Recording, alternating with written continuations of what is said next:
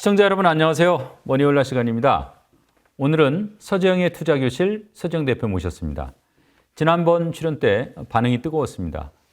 그래서 시간이 되시면 한 달에 한 번 정도 나와서 좋은 말씀 해주시기로 했습니다. 아마 오늘도 기대해도 좋을 것 같습니다. 대표님 어서 오십시오. 네, 안녕하십니까. 네.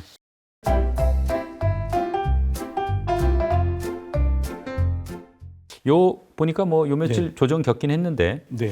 올 들어서 이제 주가는 회복된 건 분명한 것 같아요. 네, 그렇습니다. 이렇게 이제 큰 흐름으로 주식시장 페이지가 넘어갈 때 이른바 이제 주도주가 시장을 이끄는 경험을 저희가 많이 했었어요. 네, 네. 그래서 이제 오늘은 좀 주도주에 대해서 말씀을 좀 나눠보고 싶은데요. 네. 역시 최근 장세에서 눈에 띄는 거는 2차 전지 업종 주식들이거든요. 이제 주도주가 된 겁니까? 어떻습니까? 그러니까 큰 섹터 기준으로 보면 이제 2차 전지 그게 이제 하나의 제법 그 시가총액이 큰 섹터니까 예. 그것만 눈에 이제 보이는 거고 작은 세그멘트로도 들어가면 예. 그 다양한 주도 산업들이 있죠. 네. 그래서 주도주가 있는 게 아니고 주도주는 우리가 그 주가가 Y라면 주도 산업이 있잖아요. 그러니까 주도하는 기업이 있고 네.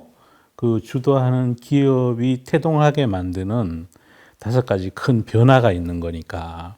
그래서 세상이 변화하고 그 변화에 맞게 잘 회사를 경영하는 어떤 상장된 회사가 있다면 네. 그 회사가 저절로 주가가 올라가니까 그게 이제 Y값에서 해석하면은 주도주가 되는 거죠. 네. 그래서 저는 그 주도주가 있다고 생각하지 않고 네. 주도 산업이 있고 예. 주도하는 시대 변화가 있다.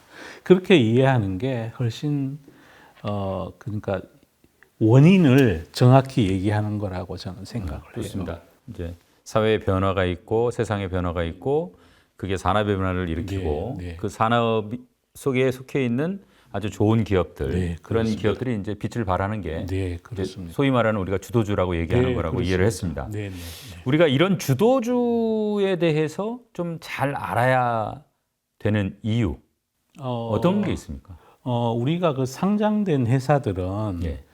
그 과거에 굉장히 오랜 시간 동안 증시에서 자금을 조달한다는 목적도 있고 그래서 시대가 그 주도 산업이 아닌 것들도 과거의 시대 변화에 맞던 주식들도 상장이 다 돼가 있는 거니까 그건 평균치를 구성하게 돼 버리는 거거든요. 네.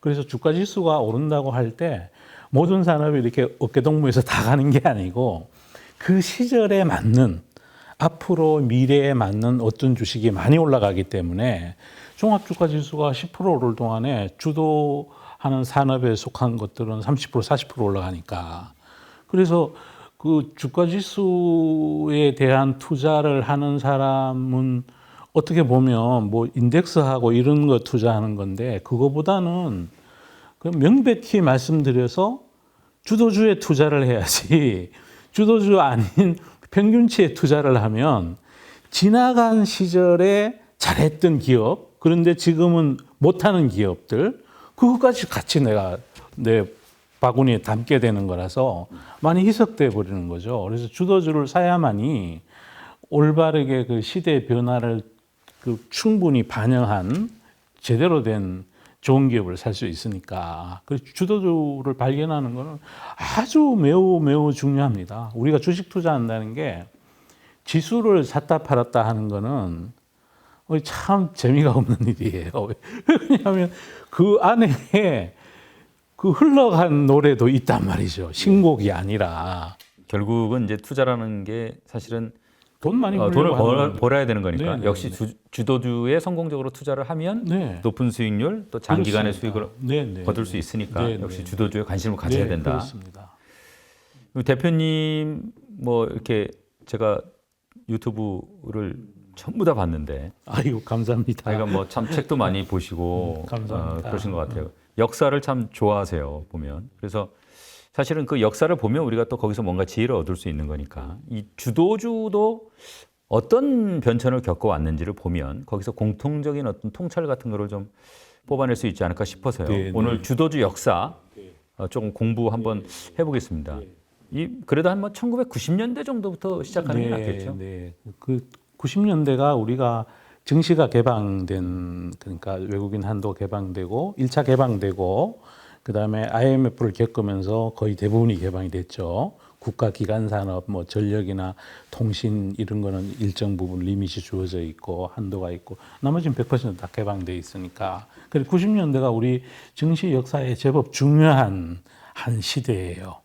그 또 외국인에게 증시가 개방되면서부터 그제서야 이제 뭐 제대로 된 리서치 베이스의 밸류에이션이 가능해졌고 그 전에는 뭐 대형 증권사일지라도 혹시 기억하시는지 모르지만 투자정보부가 더 컸어요.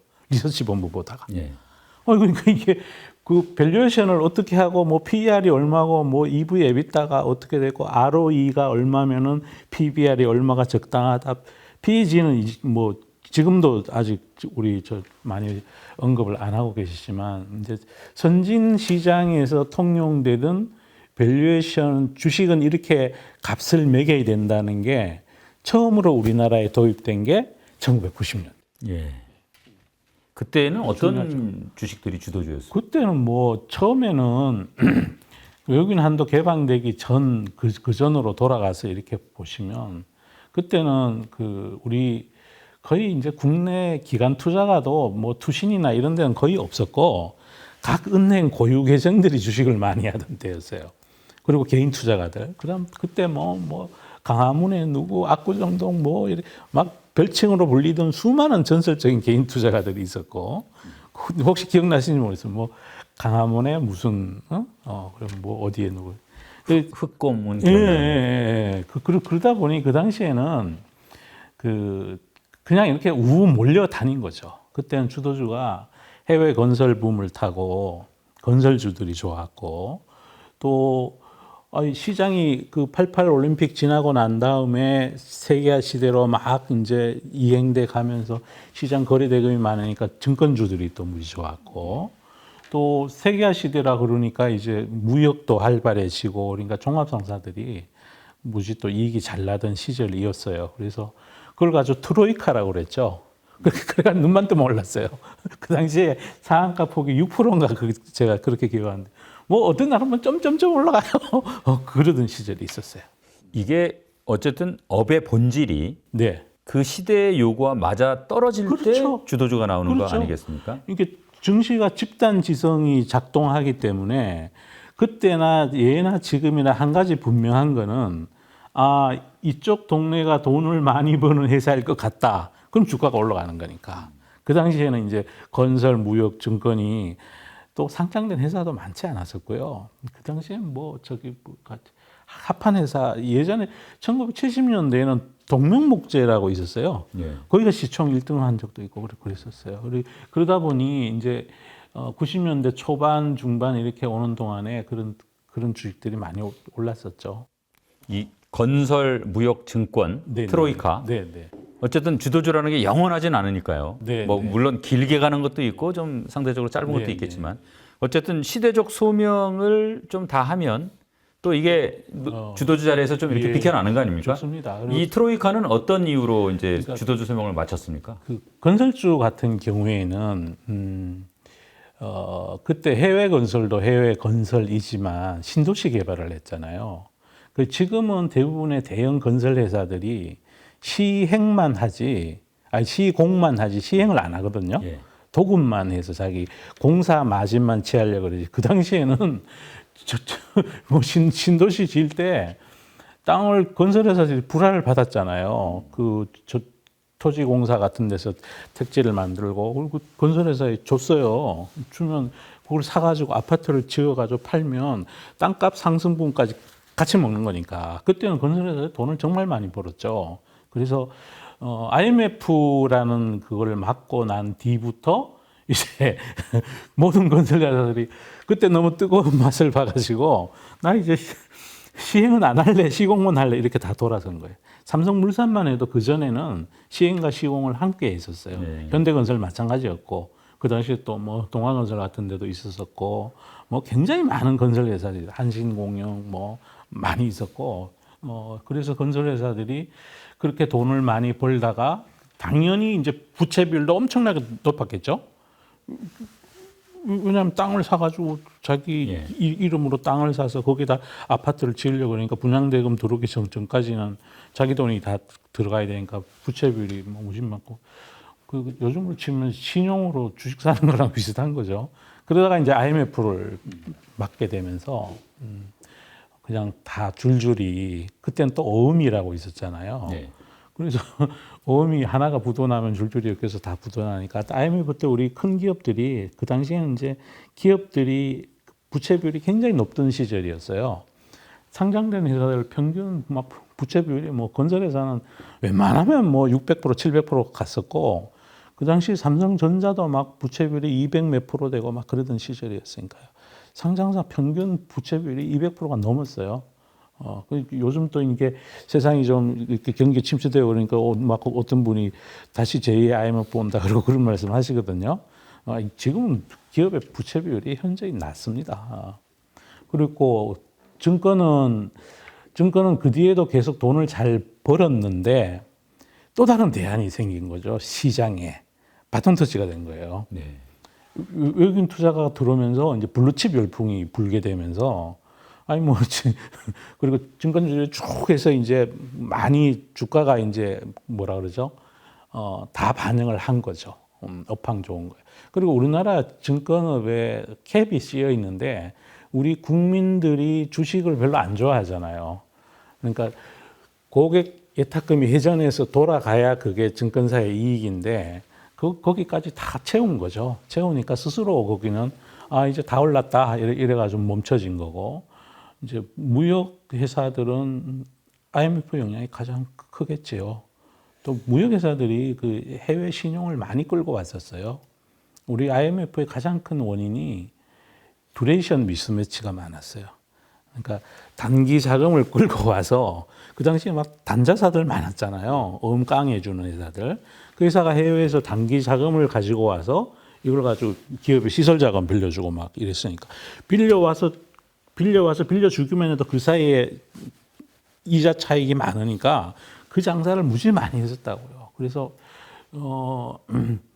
거기 그런 회사에 취업하면 막 연봉도 무지 많이 주고 그랬어요. 그 당시에 일반 회사에 2배, 3배 주고 그랬어요. 엄깡하는 거니까. 뭐 하여튼 그게 원인이었죠. 그러면서 이제 다 죽어버렸죠. 그 이제 증권주는 업황이 나빠서 죽은 게 아니라 목에 찰 만큼 밸류에이션이 온 거였고 건설하고 무역은 IMF 맞으면서 그 뒤부터 건설사들은 이제 땅 짓고 헤엄치기만 하려는 쪽으로 돌아섰죠. 그러면서 그 뒤에 이제 잠깐 해외 건설, 특히 플랜트 수주 이런 걸로 한번 수주 베이스로 주가가 한번 세게 간 기업이 있었어요. 뭐 S 뭐 있었고 또 뭐 H 뭐도 있고 그랬는데 다 나중에 까보니까 플랜트 수주가 해외 공사 현장별로 정산을 하거든요. 국가별로. 그 해외 사업 한산차, 한산대 이런 개정 과목들이 나오는데 한 공사가 가령 동아건설이 리비아에 대수로 공사를 했다. 아니면 뭐 현대건설이 쿠웨이트에 항만 공사를 했다. 그러면 그게 이제 공사가 진행되는 동안에는 이익으로 잡혀 있는데 나중에 공사가 최종 완공이 되면 그 정산을 새로 하거든요.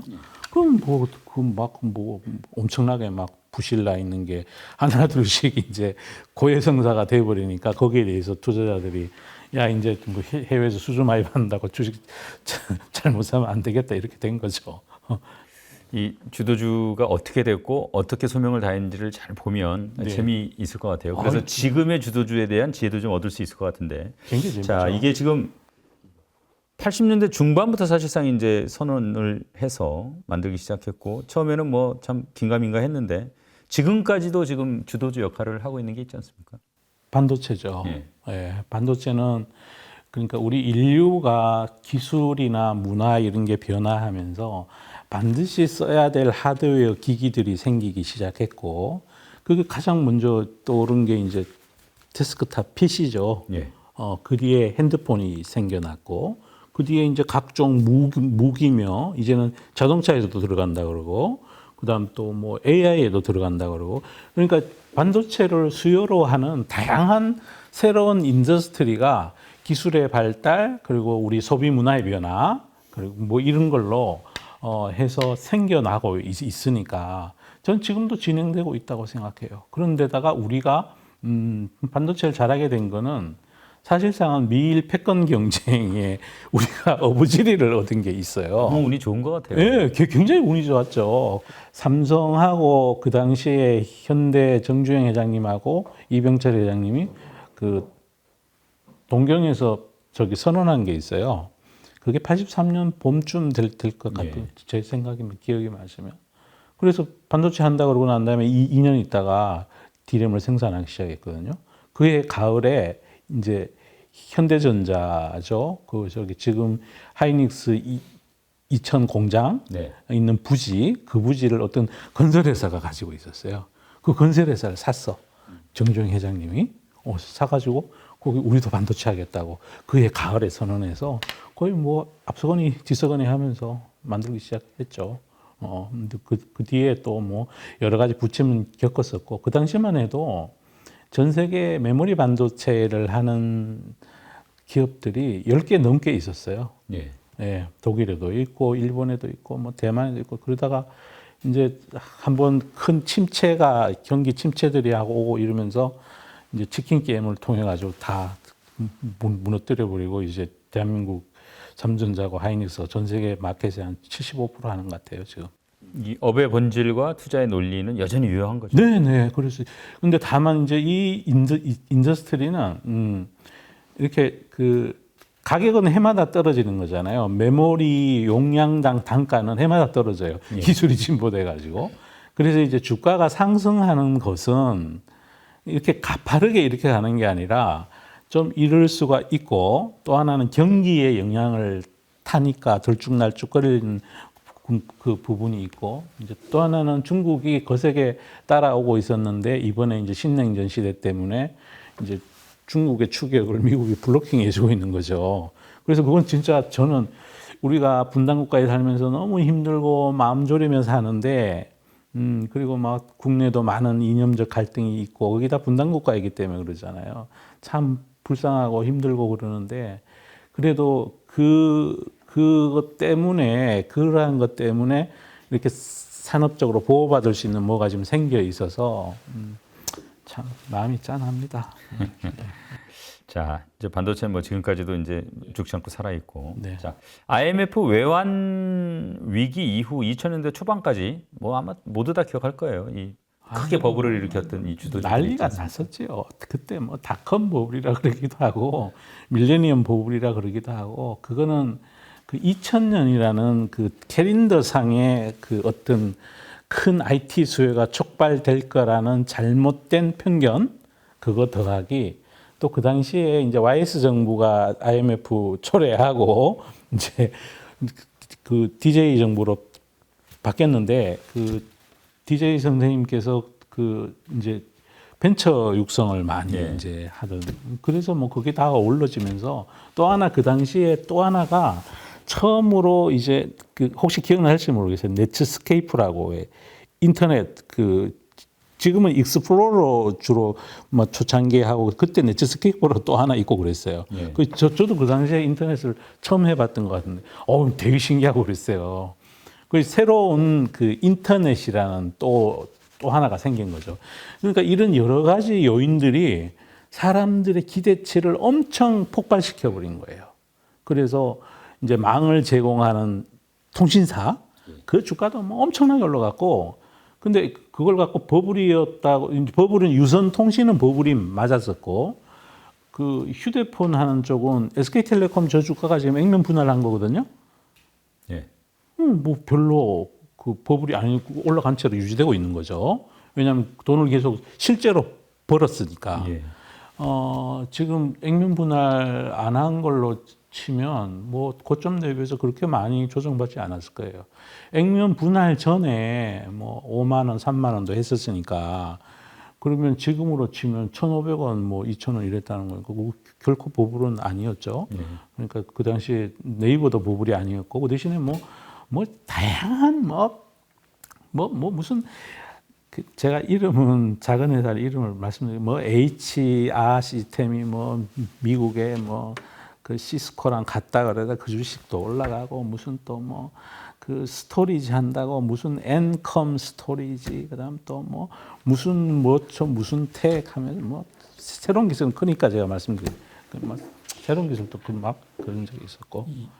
주도주 같은 경우에는 좀 옥석 가리기가 더 그래서 너무너무 심각한 중요한 센 겁니까? 하나죠. 지금도 우리 2차 전지 섹터에 그 당시에 그랬던 것처럼 너도 나도 다 그 당시에 그냥 해마다 3월에 주주총회 하면 정관 변경해가지고 닷컴 갖다 붙이는 회사 되게 많았어요. 이거는 이제 닷컴을 붙이는 건 아니라도 어떤 막 그 사실상 기술력이나 자금력이 검증되지 않는 채로 우리도 2차 전지 할래, 우리도 리튬 할래, 뭐 이런 회사 많거든요. 근데 그거 잘 가려야 된다는 거죠.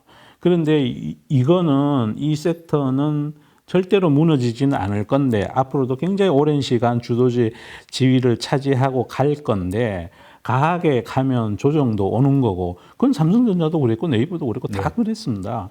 그래서 조정을 하면서 이렇게 쭉 갈 텐데 그 와중에 옥석이 가려진다는 거죠. 그래서 정말 본질적으로 잘하는 1등 회사를 잘 골라 사야 된다는 거죠. 예? 그러니까 옛날로 치면 삼성전자를 샀어야 된다는 거죠. 그러면 이 인더스트리 내에 삼성전자 노릇을 할 만한 정말 잘하는 회사들이 몇 개가 있잖아요. 그거 위주로 해서 해야 되고 그것도 막 너무 막 그 몰려가가지고 입구가 비좁아진 채로 어깨 부딪히면서 들어가면 주가가 슈팅을 해버리니까 그러면 본의 아니게 비싸게 사는 사람이 생겨지고 그러면 이제 그분이 기다리면 전 반드시 본전을 온다고 생각하고 수익이 난다고 생각하는데 이제 또 마음이 그렇지 않잖아요. 그렇지 않아가지고 사타 팔았다 하다 보면 결국 이제 우리 스스로가 너무 빨리 그걸 이익을 취하려고 하다가 보면 이제 좋은 값에 사이좋게 나눠 사야 되는데 자본시장이 그게 잘 안 되잖아요. 뭐 누가 좋다 이러면 뭐 우르르 타가 막 슈팅 시켜버리니까. 제가 요 이제 소위 말해서 이제 이 IT 주들을 보면서 정말 종목을 고르는 게 중요하구나. 너무너무 그런 중요합니다. 아마 그래서 사실 이제 오늘 그런 취지로 지금 주도주를 살펴보는 거니까 이 IT 흔히 얘기하는 IT 버블에서 챙겨야 될 지혜가 많이 있을 것 같습니다. 결국 지나놓고 보면 예. 삼성 하드웨어 쪽엔 삼성전자 사고 소프트웨어에는 그 당시엔 네이버 샀어야 되는 거죠. 그리고 게임 회사 중에는 NC소프트를 샀어야 되고 지금은 이제 명함이 이제 지금부터는 또 달라지겠지만 나머지는 깡이었다는 거예요. 그러니까 이게 우리가 흔히 뭐 주변에 소외된 주, 또 뭐 순환매 이런 것들에 대해서 냉정하게 좀 생각해 봐야 될 것 같습니다. 안 돼요. 그 순환매, 길목 지키기. 아니, 기업이 다르고, 경영자가 다르고, 펀더멘탈이 다 다르고, 기술 회사가 다른데, 어떻게 A가 오른다고 B가 오릅니까? 저는 그렇게는 생각 안 합니다. 자, 뒤에 좀 자세히 얘기하고요. 네네. 이 IT 거품 꺼진 다음에는 어떤 주들이 주도적 역할을 했습니까? 2000년대 뭐 중반이죠. 이제 그러고 난 다음에 우리가 이제 차분하게 그때 또 9.11 테러도 한번 지나갔었고 이제 그러니까 옥석이 다 가려지고 난 다음에는 국내 시장 전반적으로 지수가 오르기 시작을 했고요. 그 백화점 주식도 오르고 뭐 자동차 주식도 오르고 그랬습니다. 그런데 특히 많이 오른 게 이제 중국이 그 당시에 이제 투자 위주로 성장을 하면서 차이나 인프라 버블 비슷한 게 생겼었죠. 예. 그래서 뭐 중공업 주식들, 조선주, 그다음 또 그 발전 관련된 주식들, 철강 주식도 네, 그때 철강 잘 나갔죠. 이런 그러니까 중국의 투자에 필요한 우리가 원자재를 공급하는 그런 쪽, 그다음에 이제 중국이 대규모 투자를 하면서 전 세계 자원을 빨아들이는 동안에 배도 많이 필요해지고 예. 전 세계적으로 그때부터 교역량이 급증하기 시작을 해요. 그래서 조선도 굉장히 호황을 누리고 있었고 더군다나 일본이 잘하던 조선을 우리가 가져와서 우리가 진짜 기깔나게 잘 만들던 때였어요. 요즘은 중국이 많이 따라와 예. 있지만 그러다 보니 그런 쪽들이 굉장히 각광을 받았었지요. 그러다가 그건 왜 소멸됐느냐? 그것도 이제 밸류에이션이 목에 차기까지 가지고 올라갔고 그 다음에는 리만 사태를 맞았죠. 그러면서 그냥 그랬고 또 하나는 중국이 이제 투자 위주로 많이 성장하다가 지금도 중국 GDP는 46%인가가 투자로 성장을 하는데 뭐 그 아무래도 자국 내에서 그 인더스트리가 이 지금 조선, 철강 뭐 이런 화학 이런 쪽은 자본제 비즈니스잖아요. 예. 커머더티 비즈니스도 있고 중국이 자본을 축적해서 자국 내에 공장을 지어서 잘 만들게 된 거죠. 그러니까 우리나라 입장에서는 그 산업이 이제 경쟁 우위가 낮아져 버린 거니까. 저희가 뭐 일일이 다 할 수는 없을 테고. 네, 네. 자, 그 다음에는 이제 어떤 업종들이 쭉 주도주의 맥을 이었습니까? 이제 그러고 나니까 증시 내에서 또 뭔가 대안을 찾아야 되잖아요. 그러면 이제 중국이 소비한다 이렇게 된 거죠. 예. 그래가지고 뭐 화장품 회사들, 막 그런 게 또 막 한 미친 듯이 올라갔죠. 화장품 면세점 2개가 막 올라갔죠. 그렇게 한번 올라간 적이 있고 또 동인도에 대지진이 있고 난 다음에 쓰나미가 막 있고 그럴 때는 또 비슷한 논리지만 그때 차정이라고 또 난리가 났었어요. 그 일본의 제조업 기반이 상당히 피해를 입었다. 그런 논리로 우리가 반대급부로 그 당시에 또 그 중동에 제스민 혁명이 있었어요. 기후 변화 때문에 생겼어요. 기후 변화와 인구 구조 두 가지가 제스민 혁명을 촉발시킨 원인이에요. 그러니까 그 해에 2011년인가 그 러시아의 밀밭, 우크라이나 밀밭 여기에서 그 밀이 잘 소출이 잘 안 났어요. 흉작이었군요. 예, 그 기후 흉작이 때문에. 들어서 그러다 보니까 빵값이 막 오르기 시작한 거죠. 그 빵값이 막 무지 많이 올랐는데 중동 내에서도 어떤 나라에서만 시위가 일어났냐 하면 우선 첫 번째 원유가 안 나는 나라, 두 번째 인구 구조가 이렇게 된 나라, 젊은 층이 많은 나라. 예. 여기서 난리가 났었죠. 그래서 이집트, 뭐 티니지, 리비아, 예멘, 시리아 여기 전부 기름이 안 나요. 그래서 거기서 그래가 시리아는 지금도 내전이 일어나고 그러니까 기후 변화랑 인구 구조 그게 그렇게 만든 거예요. 근데 똑같이 젊은 층이 많아도 석유가 많이 나는 사우디에서는 시위가 안 일어나요. 그래서 굉장히 재밌죠. 그래서 그때 제스민 혁명이 있고 이러면서 막 인플레이션에 대한 게 시장에 또 하두였어요. 그래서 인플레이션이면 화학 제품들 이런 거 잘 팔린다. 예. 실물을 사야 된다. 이래서 차하, 정유까지 올라가기 시작했었죠. 그래서 한때 뭐 지금 이런 2차 전지 한다는 소리 없을 때도 SK 이노베이션이 24만 원, 5만 원 갔었고 현대차도 그 당시에 막 24만 원, 5만 원 갔었고 그 현대모비스는 막 30만 원 근처까지도 가고 막 그랬었어요. 다 지나놓고 보니까 이제 그 우리끼리들 많이의 잔치였죠. 글로벌 피어들하고 비교했을 때 너무 비싸게 슈팅을 시킨 거니까. 이 잠깐 화장품 말씀하셨었는데 네네. 지금 이제 화장품이 물론 이제 뭐 한중의 외교적인 그런 관계도 있지만 또 꼭 그것만으로 설명할 수 없는 중국의 그런 면이 좀 있는 것 화장품 같아요. 회사들이 이제 다 따라와 버린 거죠. 그러니까 우리나라의 화장품 회사들이 다 잘하는 게 우리나라랑 중국이랑 일본의 공통점이 이제 북핵이선에 있어서 사계절이 뚜렷해요. 예. 그리고 다 항인종이야. 그러면 뭐가 필요하냐면 미백이 필요하고 사계절이 뚜렷하고 밤낮의 온도 차이가 많으니까 보습이 필요하고 요 두 개가 그 서양이나 이런 나라에는 그런 기능을 하는 화장품이 별로 안 쓰여요.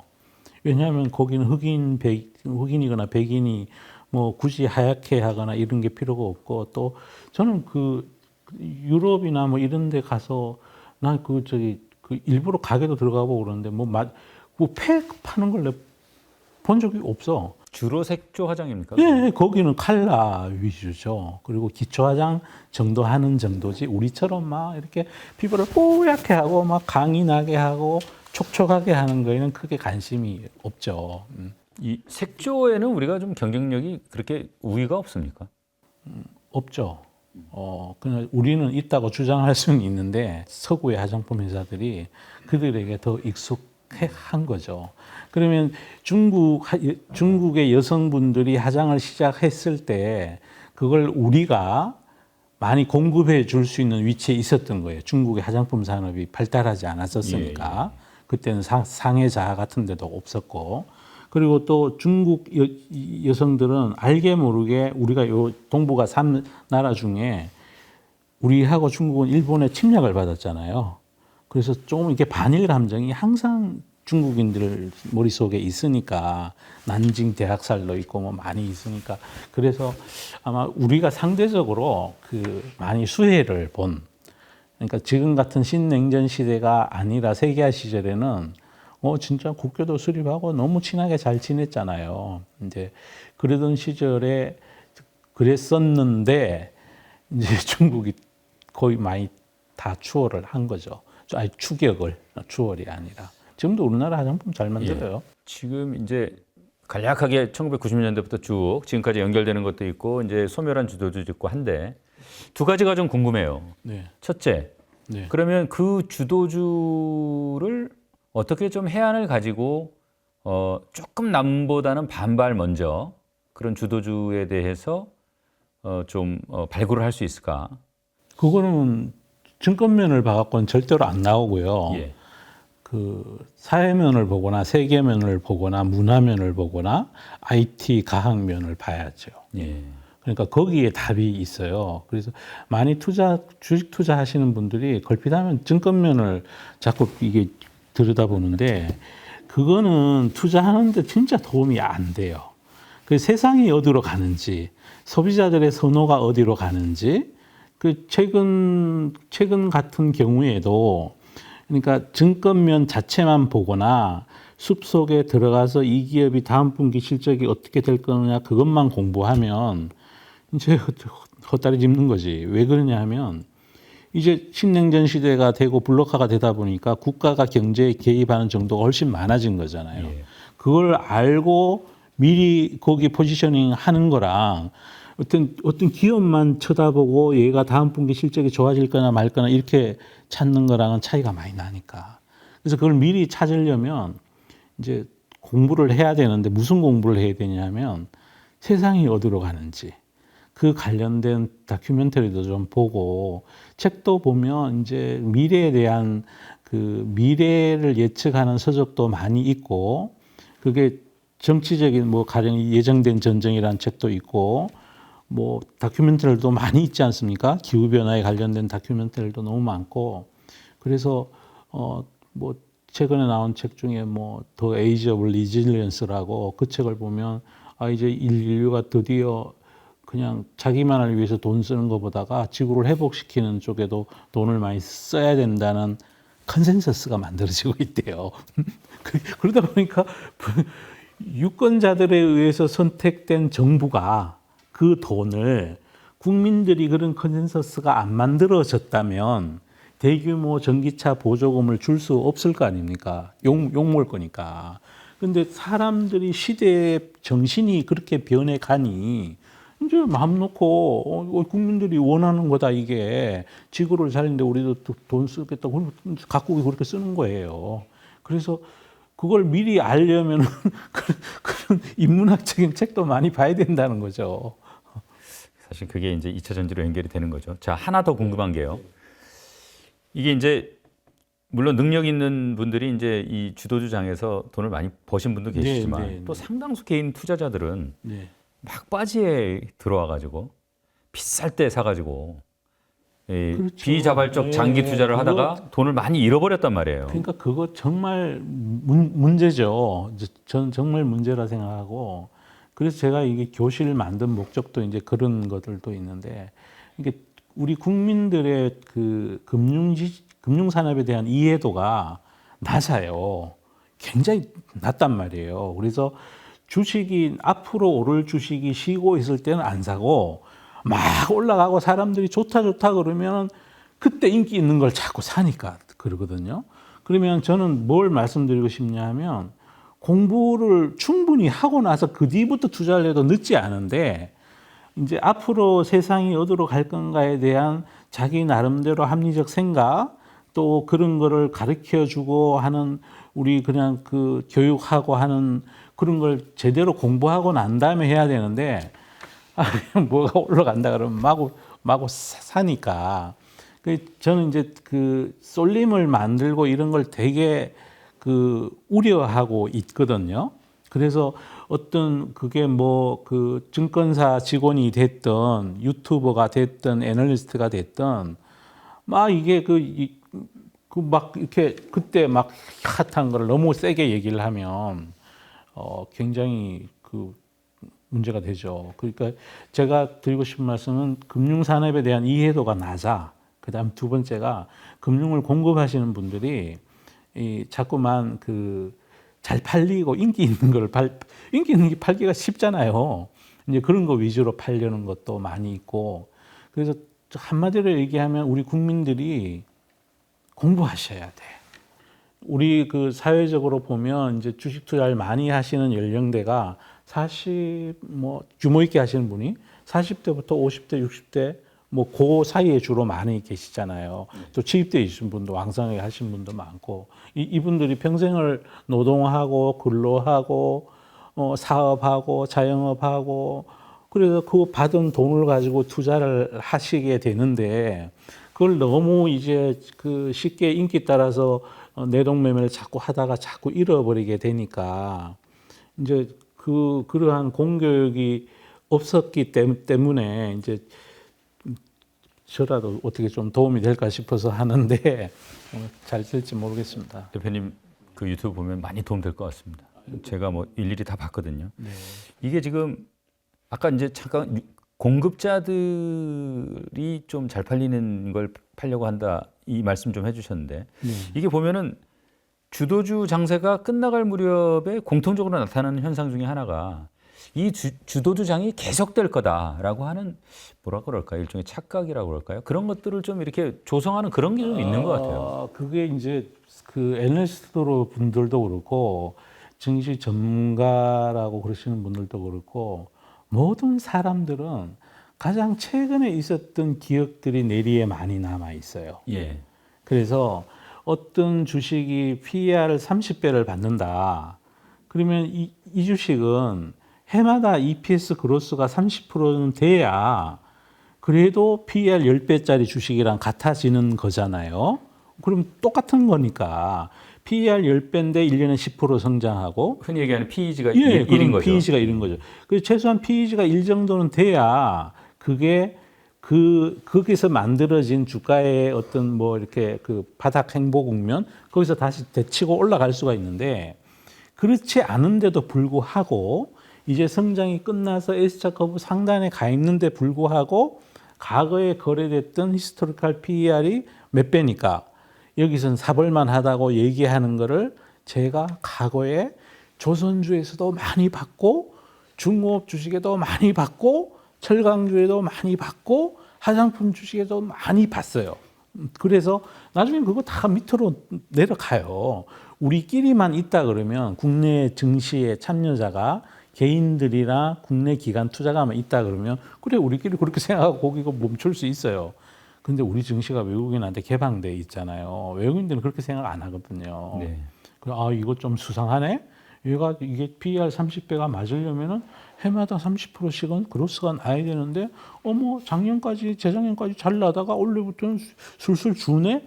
이러면 슬금슬금 하나씩 집어 던지는 거지. 그럼 이제 막 내려가요. 내려가는 동안에 국내에 계신 그걸 선도해서 말씀해 주시는 분들이 뷰를 바꿔야 되는데 이건 조금 이제 그 위험해요라고 얘기해야 되는데 못 그러셔. 왜 못 그러시냐 하면 국내에 많은 기관 투자가들이나 자기 고객들이 그 자산을 이미 많이 가지고 있어. 기관 투자가분들도 그렇고 국민연금도 그렇고 많이 가지고 있는 거야. 그거 잘못 그랬다가 요걸 뒤지게 먹어. 그러니까 그걸 얘기를 안 하는 거예요. 그럼 그건 누가 해야 되느냐? 각자 스스로 공부해서 알 수밖에 없는데 그것조차도 요럴 때는 어떻게 해라 하는 매뉴얼도 없고 그건 주식 교과서 어디를 봐도 그게 없어. 그래서 난 그런 얘기를 좀 가끔 해드려요. 우리 구독자분들께.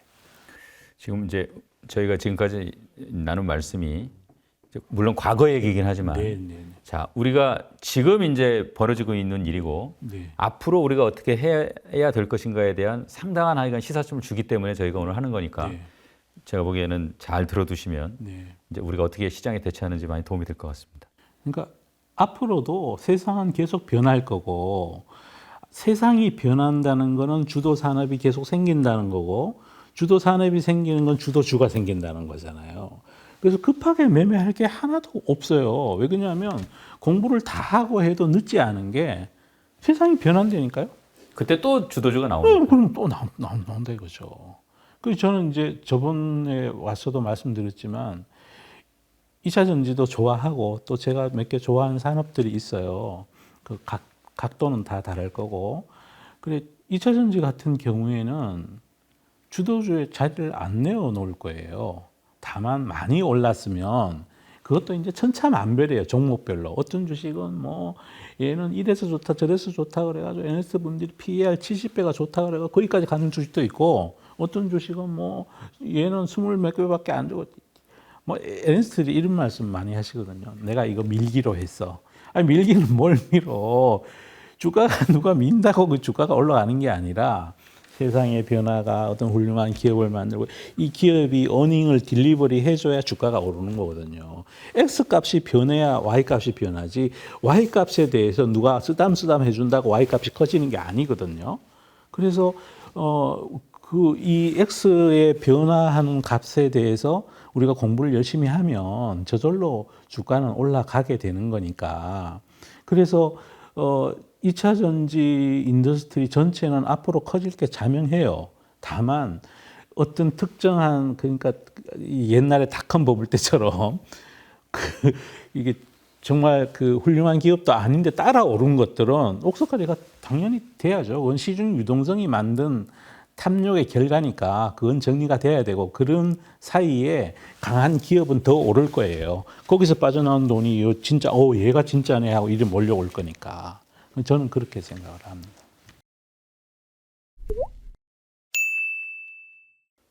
저희가 이제 사실은 오늘 이제 진짜로 다루고 싶은 얘기는 이제 지금부터 시작인데 네. 그 전에 이제 새로운 주도주로 잡기 전까지 이 주도주의 간략한 역사를 좀 살펴봤습니다. 네. 주도주를 일관하는 뭐 공통점이라고 할까요? 그건 어떤 겁니까? 그 시대에 우리 인류가 가장 규모 있게 크게 소비하는 어떤 제품을 공급하는 사업자죠. 그러니까 시대 변화에 맞는 상품을 제공해주는 상품이나 서비스를 제공해주는. 그럼 가령 지나간 10년은 그러니까 인터넷이 있었던 그러니까 20년 정도 돌아보면 급속하게 이렇게 모바일로 뭐 많이 늘어나고 인터넷이 늘어나고 하니까 그때는 그 서비스를 공급해주는 플랫폼 회사들이 가장 강력한 성장을 만들어 왔던 거고. 네. 그럼 이제 지금부터 앞날에는 이제 기후 변화, 뭐 기술 변화 이러면서 이제 저는 여전히 2차 전지가 거기에 훌륭한 대안이다. 근데 거듭 말씀드리는 게 아무거나 사시면 안 돼요. 정말 잘하는 회사를 사야 된다고. 그러니까 아무나를 사도 중간은 갈 텐데 그 대신에 아무나 중에는 완전 쭉쟁이도 거기 들어가 있어. 네. 그래서 완전히 깡이 될 수도 있다니까요. 그래서 정말 검증되고 기술력이 있고 재무 능력이 있고 그리고 이걸 사가는 사람이 인정해주고 그 정부에서도 지원해주고 각국에서도 지원해주고 그런 정말 좋은 회사를 사서 그거는 저는 앞으로 계속 좋다고 생각해요. 다만 이제 우리나라의 많은 개인 투자가분들이 이렇게 잘못 알고 계시는 게 하나 있는데 장기 투자에 대한 거예요. 예. 그래서 뭐 앙드레 코스톨라니가 좋은 주식 사고 수면제 먹고 뭐 그분 절대 그렇게 안 하셨고요. 좋은 주식을 사도 예를 들어 이걸 내가 5년간 안 팔 거야 그러면 진짜 안 파는 게 아니고 시장이 가할 때는요 한 20%라도 줄여 놓는 거예요. 그러면 이렇게 조정을 받으면 또 20%를 사고 그러니까 메인 몸통은 내비둔 채로 가끔씩 뭐 저기 소나무 대나무가 상록수잖아요. 그거 낙엽 집니다. 그 매년 보면 그 소나무 밑에 내려가면 솔잎이 많이 떨어져 있어요. 옷을 갈아입는다고요.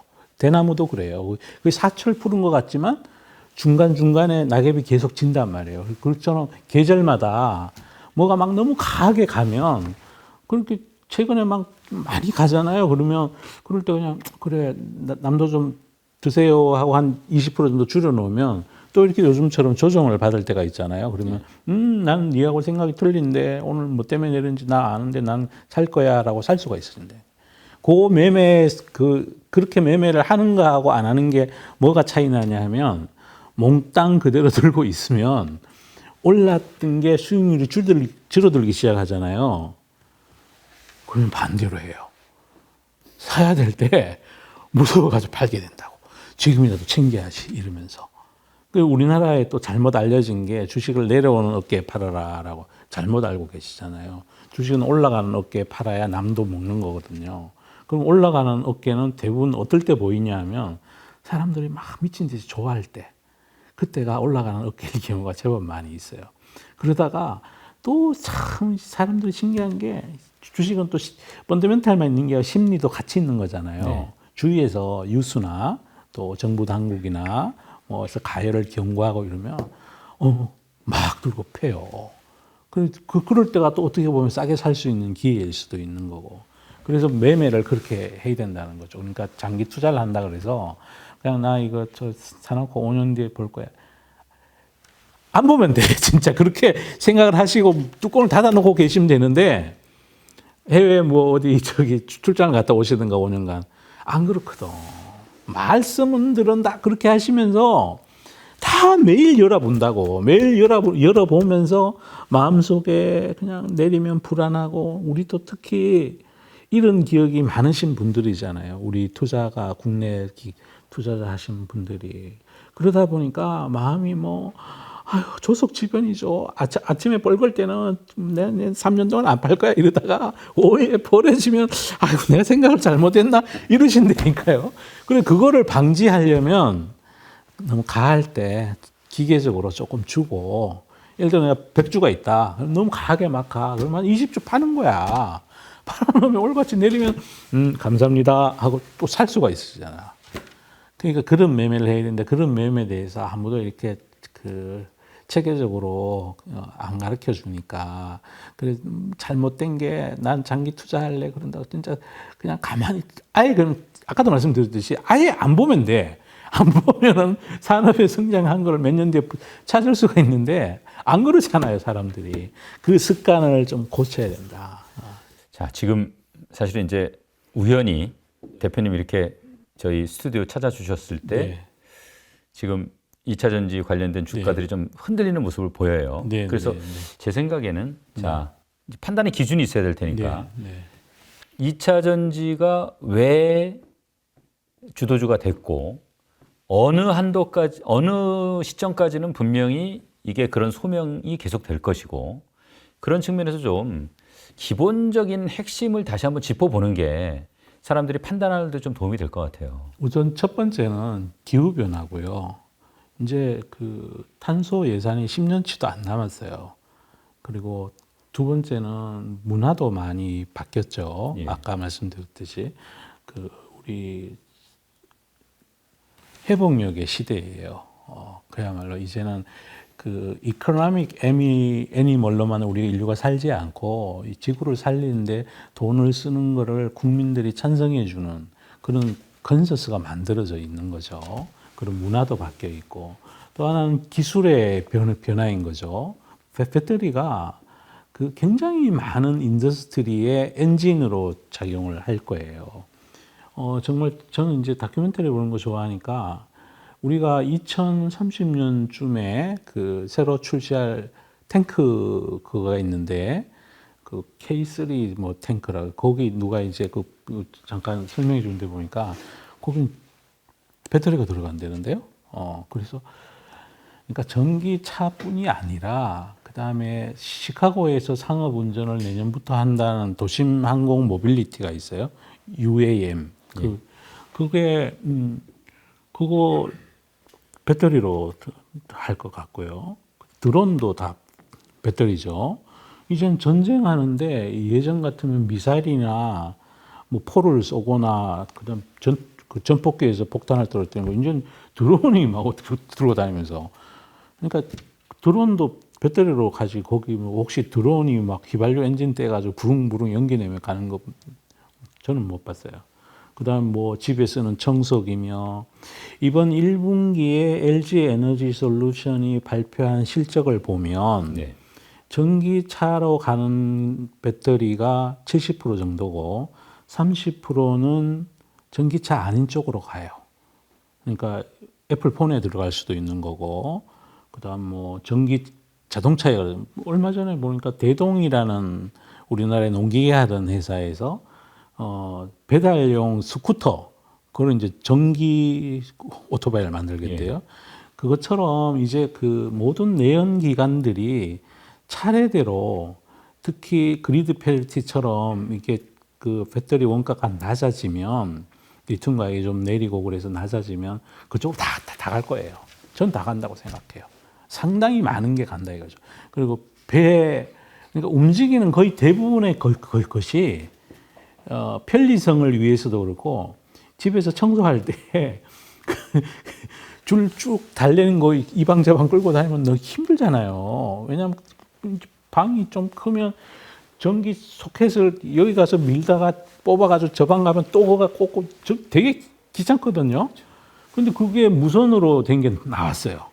그러니까 무선이 아니라 배터리 충전하는 거죠. 충전해서 다 바뀐다는 거죠. 그러면 제가 이제 전체 시장 규모를 대충 한 예측을 해보면 글로벌 원유 시장이 제일 커요. 네. 1일 1억 배럴 정도 하니까 지금 유가 수준하고 1년 365일 하면 제가 어바웃 계산하면 유가 70에서 80불이면 연간 한 3조 3천억 달러 정도 돼요. 네. 단일 품목으로 제일 커. 그 다음에 큰 게 뭐냐면 자동차 시장이에요. 네.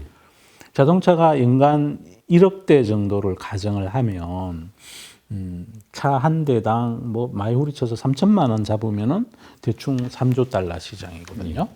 그 3조 달러 시장에 지금보다 달리 배터리 가격이 싸진다고 가정을 해서 가령 뭐 한 30%? 30% 정도만 배터리가 원가가 차지한다. 그러면 1조 달러잖아요. 그냥 네. 대충 계산하면 그 1조 달러에 이번에 LG 에너지 솔루션이 그 발표할 때 그것처럼 차가 아닌 다른 쪽에 쓰이는 거 그게 30% 정도만 된다고 가정해도 1조 3천억 달러잖아요. 예. 그게 물론 100% 전기차로 간다는 가정이 있어요. 그게 이제 2035년이 될지 더 빨리 될 수도 저는 있다고 생각하고 더 빨리 돼야 된다고 생각해요. 왜 그러냐면 지금 지구가 너무 뜨거워지고 있어요. 그러면 더 빨리 될 수도 있고 하여튼 어찌됐든 뭐 조금 늦게 된다고 치더라도 2035년 후반 그 언저리 정도 되면 배터리 시장이 1조 그냥 제 생각에 한 1.3조에서 뭐 한 1.7조 뭐 그 언저리 가 있을 것 같아요. 그러면 우리나라가 지금 작년에 메모리 반도체 수출액이 얼마냐면 1,280억 불인가 그렇거든요. 한번 몇 배가 넘는. 한번 세물 해보시면 그냥 롭하게 그냥 나오는 거죠. 그리고 그 배터리 총양 중에 양극재 원가가 40%예요. 그러면 1.5조 달러에 40%면 6천억 달러잖아요. 네.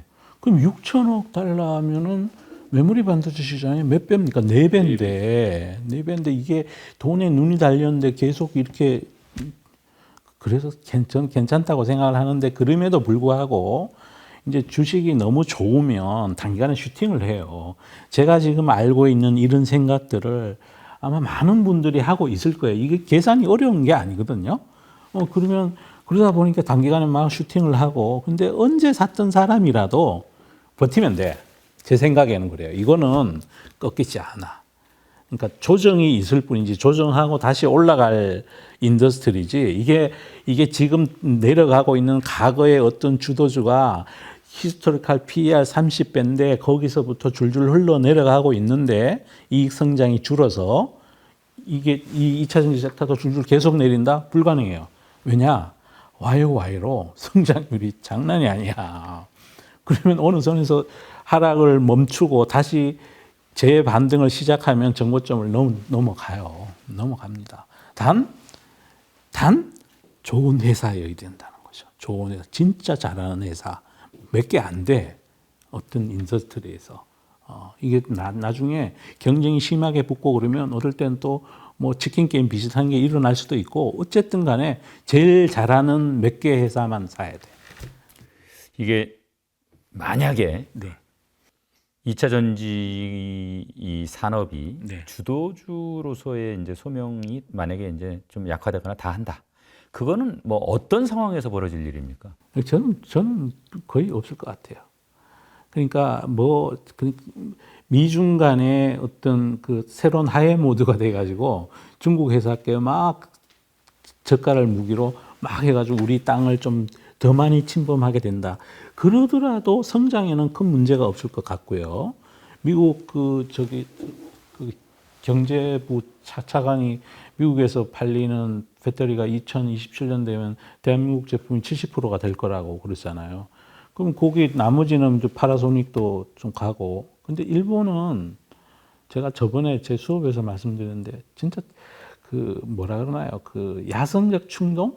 기업가로서 막 이렇게 위험을 지고 대규모로 투자해가 내 한 번 싹 먹을 거야 이런 걸 별로 안 하시잖아요. 그 잃어버린 40년 동안의 그 추억 때문에. 그래서 그 공격적으로 캐퍼를 증설하지 않아요. 그럼 별 문제가 없는 거고. 그 다음에 이제 중국도 뭐 일본 뭐 이렇게 그리고 또 미국이나 어떤 소비자가 됐든 간에 원벤더는 자기가 위험을 느끼잖아요. 가격 협상력을 갖기 위해서도 70%를 한국 거를 쓰면 30%는 다른 나라 거를 좀 끼워놔야 좀 고분고분거리는 맛이 있지 않겠어요? 갑과 을 관계에서. 그래서 그런 뉴스들은 앞으로도 많이 보게 될 것 같고요. 그러면 언제 이게 주도주의에서 멀어질 것 같으냐? 그러니까 주가가 아까 증권주 들을 때도 그랬지만 너무 몇 년치를 한꺼번에 아주 심하게 땡겨 와버리면 그럴 수 있어요. 그런데 우리 이 섹터 내에 지금 플레이되고 있는 주식들 중에 요상한 콜들 때문에 어떤 회사는 PER 70배가 있고 어떤 회사는 25배가 있어요. 그래서 그런 회사들은 땡겨온 게 없어요. 제 눈에는. 그래서 오늘 조정 받는데도 뭔 조정을 안 받잖아요. 거의. 그러니까 그런 것 같은 거죠. 제 생각에. 그래서 잘 골라서 사면 그 다음에 여기 이제 조정을 완전히 끝내려면 무슨 게 돼야 되냐면 우선 모빌리티 시대가 안 와야 돼. 그리고 모든 핸드폰이 사라지고 집 전화만 써야 되고 그 다음에 전기차가 다 없어져야 되고 갑자기 그렇게 되려면 우리 기후변화가 멈춰야 돼요. 그게 가능하리라고 보십니까? 그리고 또 미국하고 중국이 그렇게 되려면 서로 화해하려면 시진핑 시주석이 중간에 그만둬야 돼. 푸틴이 그만둬야 돼.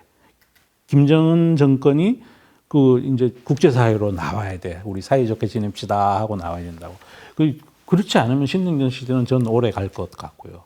그럼 기술의 변화, 기후의 변화, 소비 문화의 변화, 신냉전 시대 다 이게 제 생각에 한 20, 30년 변하지 않을 것 같고 이 인더스트리 커질 것 같고 그 인더스트리 중에 우리나라가 정말 하나님 보호하사 당군 할아버지 보호하사 이걸 잘하는 거예요. 그래서 치었다 갈 수는 있는데 이게 죽지는 않습니다. 만약 이게 죽으면요, 그 주식시장이 가격 발견 기능이 사라진 거예요. 대표님 일부에서 이제 네. 너무 땡겼다. 네. 그래서 너무 땡긴 주식들도 있어요. 있는데 이 섹터 전체를 다 땡겼다고 얘기할 수는 없는데 종목별로 보면 어떤 회사는 이러저러한 이유로 그러니까 땡기는 게 누가 땡기냐 하면 집단 지성이 땡겨 놓은 것도 있는데 에너스트가 땡겨 놓은 것도 있고 하여튼 여러 가지가 있어서 그거는 여기 이 방송을 보시는 분들께서 밸류에이션을 구해 보시면 돼. 구해 보시면 얘는 땡겼다 안 땡겼다. 얘는 땡겼는데 뭘 어떻게 땡겼나. 오늘도 어떤 주식이 엄청 많이 내린 주식이 있어. 띵띵이라는 주식이 있어요. 난 이거 진짜 나쁜 얘기는 제가 방송 보여서 가능하잖아. 그런데 에너스 분들이 그거를 엄청 좋다고 콜을 엄청 많이 했어요. 그 이유는 많이 갖고 이해관계자들이 오늘 제일 많이 내렸어. 10몇 프로 내렸고 며칠 전에는 또 무슨 리오프닝 어떻게 그런 주식 좋다고 막 그런 주식들을 레포트를 보면요 딱 나와 있어. 이거는 실적이 안 좋은데 다음부터는 좋아진대. 그리고 히스토리가 밴드의 하단에 있대. 사라고. 안 돼. 밑으로 내려간다. 그러니까 그런 게 많아서 이 섹터 내에서도 옥석을 그러니까 몇 년을 땡겼는지를 구독하시는 분들께서 이 영상 보시는 분들께서 스스로 셈해 보시면 돼. 그거 어렵지 않아. 그 만약에 셈하는 방법을 모르시겠거든. 그 제 수업 영상 중에 밸류에이션의 기초라는 게 있어요. 좀 이렇게 이해될 때까지 반복해서 들으시면 돼요. 꼭 하셔야 돼, 그거는. 이 주식시장에 아무도 자기 말고는 챙겨주는 사람이 없어요. 스스로가 판단해야 된다고. 온 천지가 지뢰밭이야. 이 반도체의 소위 말하는 이제 어떤 시대적 소명은 아직도 계속되고 있고. 그럼요. 지금 2차 전지가 이제 또 이제 새로운 이제 주도주가 되고. 그러면 이 반도체하고 2차 전지 섹터의 뭐 차이점이라고 할까요? 그런 건 좀 어떤 게 있습니까? 이제 반도체는 굉장히 오랫동안 이제 그러니까 하나 또 우리 국민들이 착각하시는 게 있는데 전 세계적으로 보면 반도체 시장은 그렇게 안 커요. 예. 예. 자동차 시장보다도 훨씬 적고, 근데 우리 대한민국에는 반도체가 경제에 미친 영향이 지대하다 보니까 반도체 그러면 다 이게 그냥 엄청 큰 인더스트리인 것처럼 잘못 알고 계시거든요. 그러니까 반도체 인더스트리는 그 파운더리하고 다 합한다 그래도 3천억 달러 시장이 안 되거든요. 뭐 엔비디아가 하는 것까지 더 하더라도 그렇게 크지 않아요. 근데 앞으로 커질 거예요. 왜냐하면 이거는 계속해서 품목이 필요한 거니까. 그 대신에 얘는 이미 성숙도는 상당히 진행이 된 거예요. 예. 그러다 보니 경기 민감지 성격을 갖는다는 거죠. 최근에 재고가 늘어가지고 적자가 많이 나고 그랬잖아요.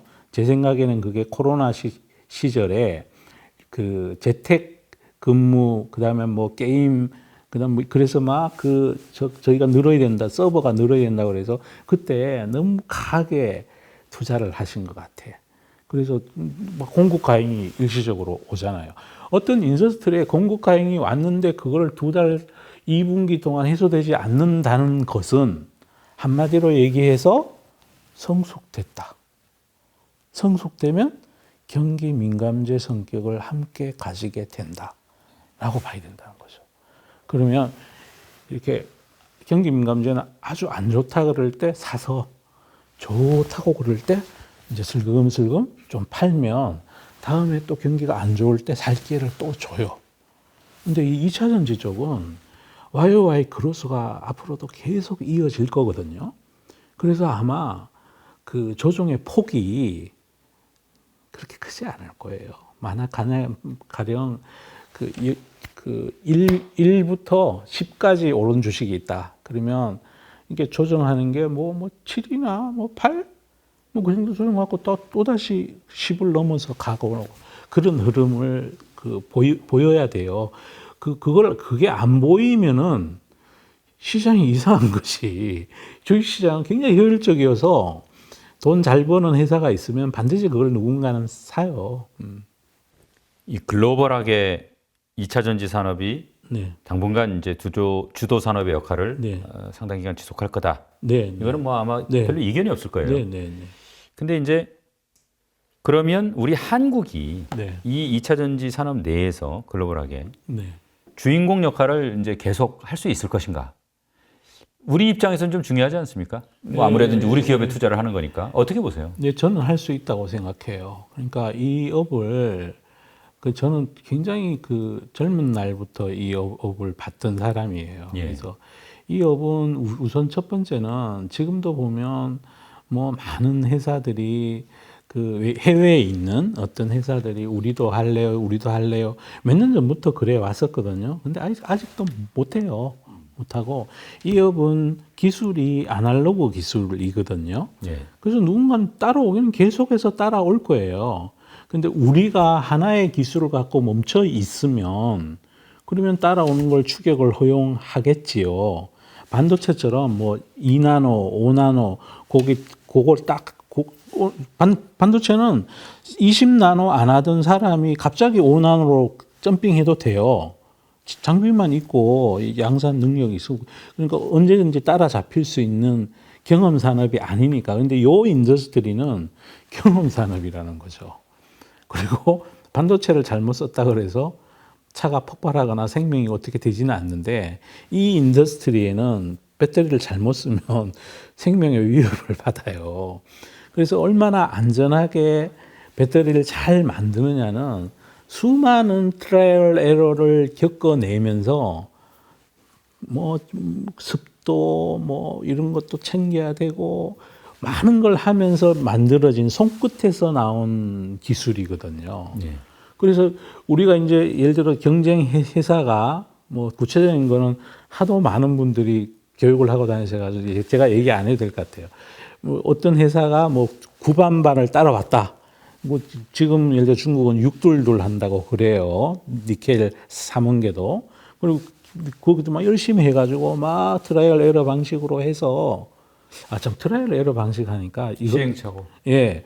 그걸 또 모르시는 분들 시행착오 방식. 그런데 또 이런 분이 있어요. 그러면 그러면 한 명이 하는 게 아니라 갑자기 사람을 들여가지고 10,000명이 그걸 하면 시간을 줄일 수 있지 않느냐? 안 그래요. 그럼 10,000명 각자 한다고 해서 그 10,000명이 이만큼 시간이 또 필요한 거라고. 종으로 늘어났을 때 그만큼 시간이 더 필요한 거라서 한 명이 하나, 10,000명이 하나 시간이 걸리는 건 똑같다는 거예요. 왜냐하면 손끝에서 미세하게 와야 되니까. 그래서 그들이 우리를 따라오게 되면 우리는 이제 뭐 하이 망간으로 가 있거나 아니면 리튬 프리로 가 있거나 전고체로 가 있거나 우리는 또 딴 데로 가 있을 거라고.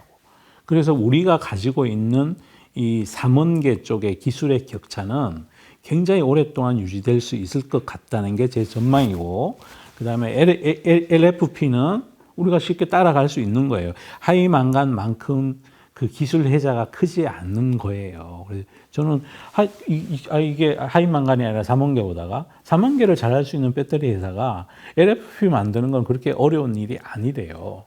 그래서 그거는 뭐 한 2, 3년만 바짝 하면 우리가 또 그것도 LFP도 또 용도가 있으니까 네. 뭐 격지에 떨어져 있는 혹시나 불이 나도 출동이 안 되는 ESS 시설이 있다. 그럼 그런 데는 이왕이면 싸고 거기는 무게가 중요하지 않잖아요. ESS 쪽에는 뭐 저기 풍력 발전단지가 저 울진에 어디 있는데 그걸 이렇게 저장했다가 다시 해야 전기가 되는 ESS 단지가 있다. 그럼 거기에 굳이 그 밀도 높은 그거 안 해도 LFP 그냥 갖다가 무게도 별로 중요하지 않잖아요. 네. 차니까 움직이는 물건들이니까 에너지 효율 때문에 무게가 중요한 건데 그냥 땅에다 짓는 거면 뭐 LFP로 하나 뭐 3원계로 하나 뭐가 차이 나겠어요. 그래서 우리가 오랫동안 경쟁력의 우위를 상당 기간 동안 유지할 수 있다. 기술 특성 때문에 그래요. 그거를 그러니까 안 해보신 분들만 걱정하시는 거야.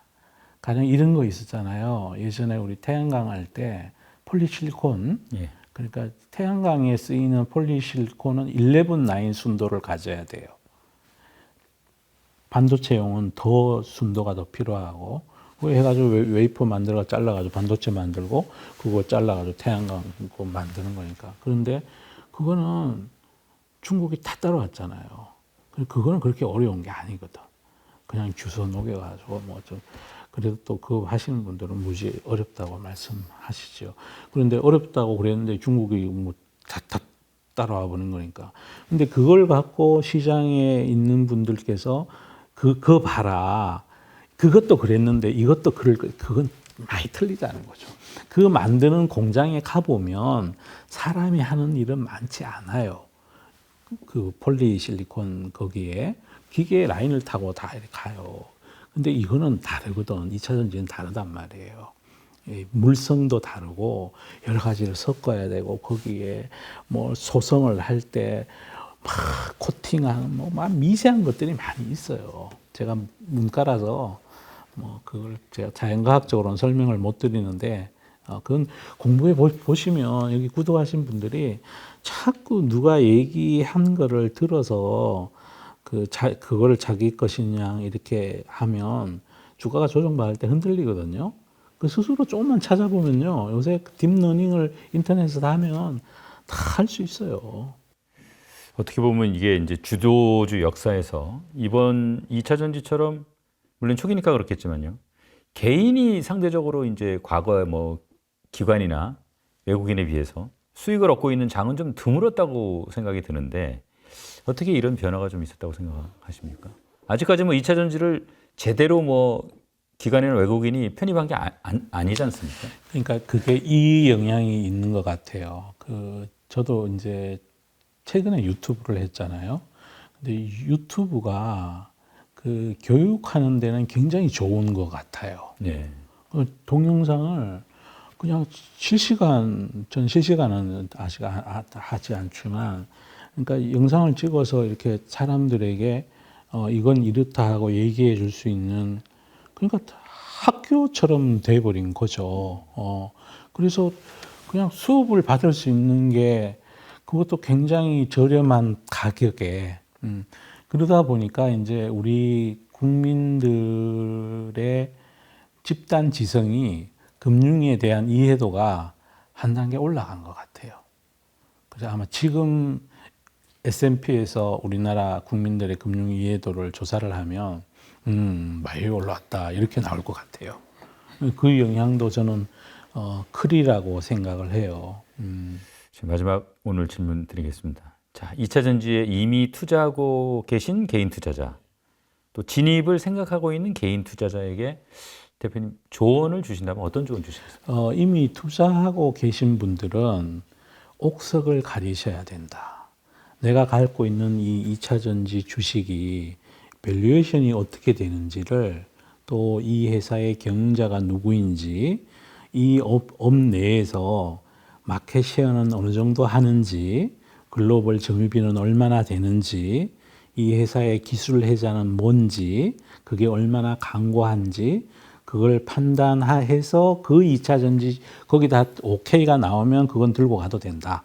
다만 그냥 2차 전지가 간다 그러니까 테마주처럼 뭐 그냥 별로 중요하지도 않는데 앞으로 기술 변화가 돼가지고 전고체 시장이 되면 안 쓰게 될 거거나 기술 회사가 높지 않은 회사이거나 그거는 교체 매매해야 된다. 테마성으로 옥석을, 그러니까 돌덩이를 잘못 산 게 있으면 그건 2차 전지가 아니라니까.